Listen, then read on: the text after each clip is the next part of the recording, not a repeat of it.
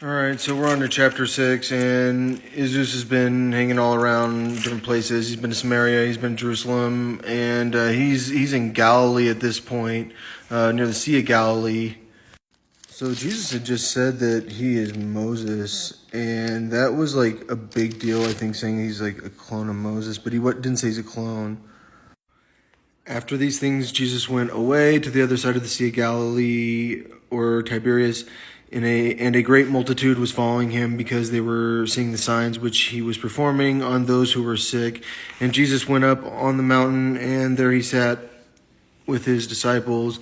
Now the Passover, the feast of the Jews, was at hand. Jesus, therefore, lifting up his eyes and seeing that a great multitude was coming to him, said to Philip, "Where are we to buy bread that these may eat?" And this he was saying to test him, for he himself knew what he was intending to do.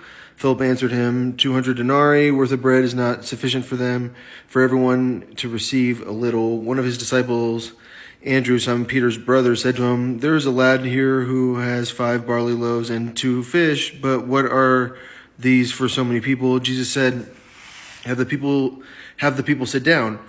Now there was much grass in that place, so the men sat down, in number about 5,000. So there were like 5,000 people there.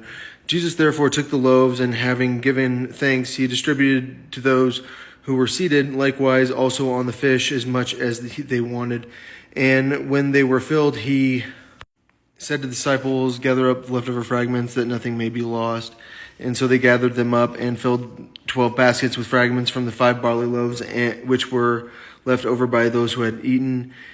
When therefore the people saw the sign which he had performed, they said, "This is of a truth the prophet who is to come into the world." And that would be alethenos, would be the truth. So I've always been rich, and I don't really like when people are starving and stuff like that. And I feel like this was probably like the beginning of like, you people are screwed. Like, you don't want to like start hitting until like you hit. And like, that's kind of like the whole thing is like kairos. And like, I feel like feeding the 5,000 was like kairos. Like, it's hard to explain, but like clearly there's like a question about Dionysus later. All right, on to 15. Jesus, therefore, perceiving that they were intending to come and take him by force to make him king, withdrew again to the mountain by himself alone. Now, when evening came, his disciples went down to the sea, and after getting into a boat, they started to cross the sea to Capernaum, and it had already become dark, and Jesus had not come to them, and the sea began to be stirred up because a strong wind was blowing. When therefore they had rowed about 3 or 4 miles, they beheld Jesus walking on the sea and drawing near to the boat, and they were frightened. But he said to them, "It is I, do not be afraid." They were willing therefore to receive him into the boat, and immediately the boat was at the land at which they were going. The next day the multitude that stood on the other side of the sea saw that there was no other small boat there except one, and that Jesus had not entered with his disciples into the boat, and that his disciples had gone away alone. Okay, so what did you see that was missing from that story? Peter walking on water. I don't see the word Peter once. Can I explain it? I think like I'm the type of person that will hang out in a cool place. There came other small boats from Tiberias near to the place where they ate the bread after the Lord had given thanks. When the multitude therefore saw that Jesus was not there, nor his disciples, they themselves got into the small boats and came to Capernaum, seeking Jesus. And when they found him on the other side of the sea, they said to him, Jesus answered them and said, "Truly, truly, I say to you, you seek me not because you saw signs, but because you ate of the loaves and were filled. Do not work for the food which perishes, but for the food which endures to eternal life, which the Son of Man shall give to you, for on him the Father, even God, has set his seal." They said therefore to him, "What shall we do that we may work the works of God?" Jesus answered and said to them, "This is the work of God, that you believe in him whom he has sent." They said therefore to him, "What then do you do for a sign that we may see and believe you? What work do you perform?" "Our fathers ate the manna in the wilderness, as it is written, he gave them bread out of heaven to eat." Jesus therefore said to them, "Truly, truly, I say to you, it is not Moses who has given you the bread out of heaven, but it is my Father who gives you the true bread out of heaven. All right, real quick. What is manna? It's crackers. It's like I always think about people surviving off crackers. I'm got a little fear how to make crackers, and basically you just don't need yeast. But it wouldn't have salt. All right, I'm on verse 32. Jesus therefore said to them, truly, truly, I say to you, it is not Moses who has given you the bread out of heaven, but it is my Father who gives you the true bread out of heaven, which is alethenos, which again is alethenos in my head. So for 33, it would be the verses, for the bread of God is that which comes down out of heaven and that gives life to the world, and that's Zoe, which I was surprised Zoe, her name means, I think Zoe is like Zoe Deschanel, and she's a Jewish person, and yeah, I mean, I'm not really worried about American people. I'm worried about people that are censoring more than. All right, verse 34 says, they said therefore to him, Lord, evermore give us this bread. Jesus said to them, I am the bread of life. He who comes to me shall not hunger, and he who believes in me shall never thirst. But I said to you that you have seen me and yet do not believe. All that the Father gives me shall come to me, and the one who comes to me I will certainly not cast out. For I have come down from the heaven, not to do my own will, but the will of who sent me. Sorry if I repeat myself. I am on 37.